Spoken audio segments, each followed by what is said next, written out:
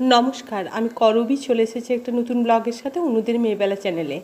এটা হলো আমার একটা উপনয়নের রিসেপশনের ব্লগ। এই রিসেন্টলি আমার এই এমটি সেন্টে ছিল। এ প্রসঙ্গে বলে রাখি, পরপর দুদিন দুটো রিসেপশন পার্টি থাকায় আমাদের সকলের পক্ষে অ্যাটেন্ড করাটা অসুবিধাজনক ছিল। কাছাকাছি হওয়ায় তাই কর্তামশাইকে ছাড়াই দুই মেয়েকে নিয়ে বেরিয়ে পড়লাম এই উপনয়নের রিসেপশন পার্টির উদ্দেশ্যে। পৌঁছে আগে যার বইতে তাকে গিফট দিয়েই দু একটা ফটো সেশন করে নিলাম। প্রচণ্ড গরম থাকায় প্রথমে গিয়ে আমপানার শরবত দিয়ে স্টার্টার শুরু করলাম।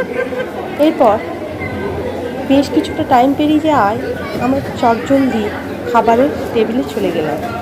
এখানে দেখুন খাবারের তালিকাটা। এ প্রসঙ্গে বলে রাখি, এখানে প্রত্যেকটা খাবারই ছিল ভীষণই সুস্বাদু। অনেক জায়গায় অনেক ধরনের খাবার খেয়েছি, কিন্তু এখানের যে অনুষ্ঠান হলো সেই অনুষ্ঠানের প্রত্যেকটা খাবারই ছিল ভীষণই ভালো।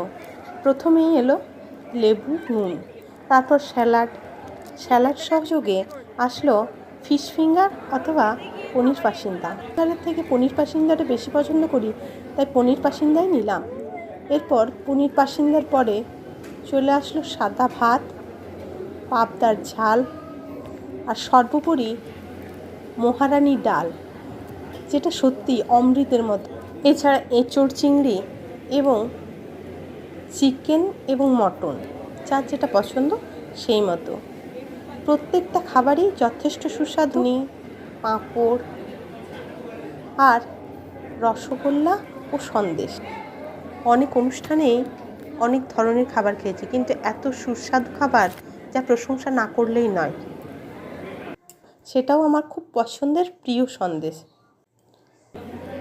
এরপর একের পর এক শেষ পাতে চলে আসলো সকলের প্রিয় আইসক্রিম।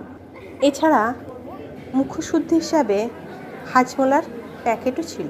যাই হোক, খাওয়া দাওয়া কমপ্লিট করে আমরা গরম জলে হাত ধুয়ে উঠে পড়লাম বাড়ি আসার উদ্দেশ্যে। ভীষণই গরম থাকায় অপেক্ষা না করে খাওয়া দাওয়া কমপ্লিট করে সকলের সাথে দেখা সাক্ষাৎ করে আমরা বাড়ির উদ্দেশ্যে রওনা দিলাম। আজকের ব্লগে পর্যন্তই।